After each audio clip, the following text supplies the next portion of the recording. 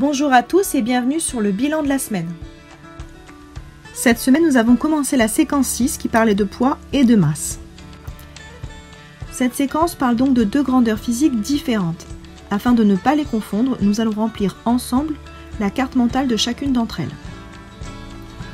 Commençons donc par celle déjà vue dans les années précédentes, à savoir la masse. La masse est une grandeur physique. Et cette grandeur physique se mesure avec une balance. La balance est donc l'appareil permettant de mesurer la masse. La masse correspond à la quantité de matière contenue dans un objet. La masse a pour symbole la lettre minuscule m. Et la masse a pour unité le kilogramme. Faisons à présent de même pour la deuxième grandeur physique de la séquence, à savoir le poids. Le poids est la force de pesanteur exercée par l'endroit où on se trouve sur un objet. Vu qu'il s'agit d'une force, le poids se mesurera donc avec l'appareil appelé dynamomètre. Le poids aura pour symbole la lettre majuscule P et aura pour unité l'unité de la force, c'est-à-dire le newton. La masse est la quantité de matière contenue dans un objet. Donc ces trois masselots de 1 kg, 2 kg et 4 kg sur Terre auront également une masse de 1 kg, 2 kg et 4 kg sur la Lune. On peut donc dire que la masse ne change pas selon le lieu où on se trouve.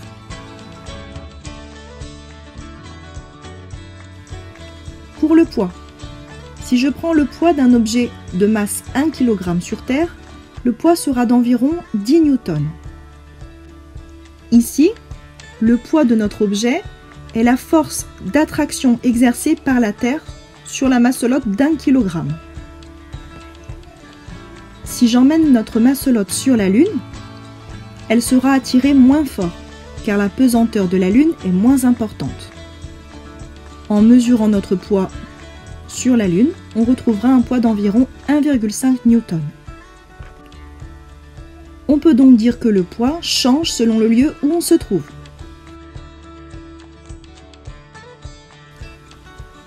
Cherchons à présent la relation qui relie les deux grandeurs physiques. Pour cela, nous allons tracer le graphique représentant le poids, P, en fonction de la masse, M. Commençons par ma masselotte de 4 kg. Son poids sur Terre est d'environ 40 newtons. Le poids de ma masselotte de 2 kg est d'environ 20 newtons.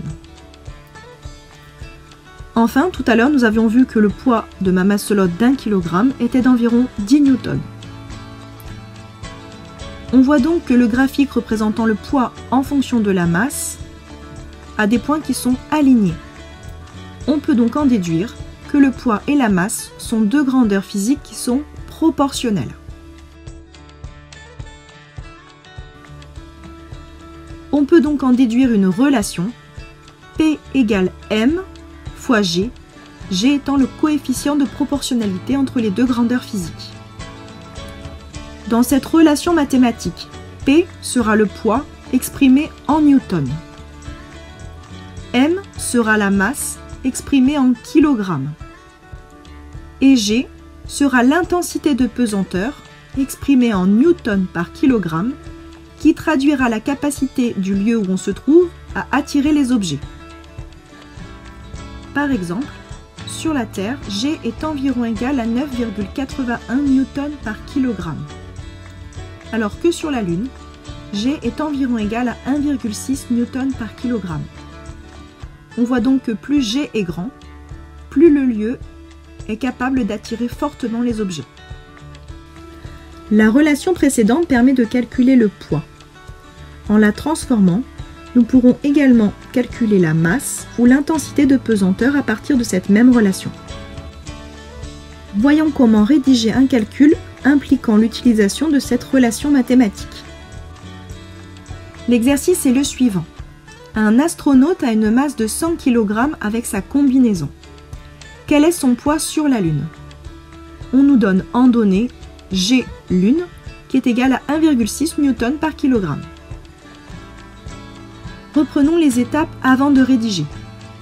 Tout d'abord, après avoir lu l'énoncé, il faut souligner les données numériques. Ici, il y en a deux. Tout d'abord, on a la masse qui est égale à 100 kg. Et on a également G lune qui est égale à 1,6 Newton par kg. On doit ensuite identifier la grandeur que l'on doit calculer ainsi que son symbole. On voit dans la question qu'il faut calculer le poids de l'astronaute sur la Lune. La grandeur physique recherchée est donc symbolisée par la lettre P majuscule. Nous devons à présent retrouver la relation utile à notre calcul. Si nous ne la connaissons pas, nous pouvons éventuellement utiliser le triangle mémotechnique. Pour utiliser le triangle mémotechnique, qui ne doit pas apparaître sur la copie, nous devons tout d'abord cacher le symbole de la grandeur physique inconnue. Ici, le poids P.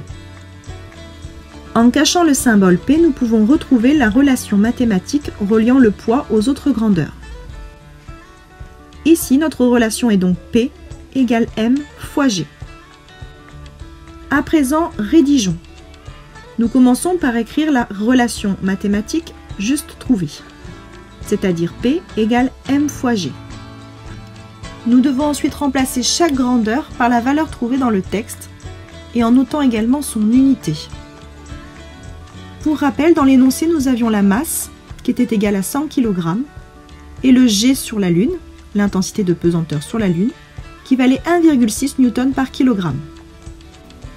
Nous pouvons noter donc que P égale 100 kg fois 1,6 Newton par kg.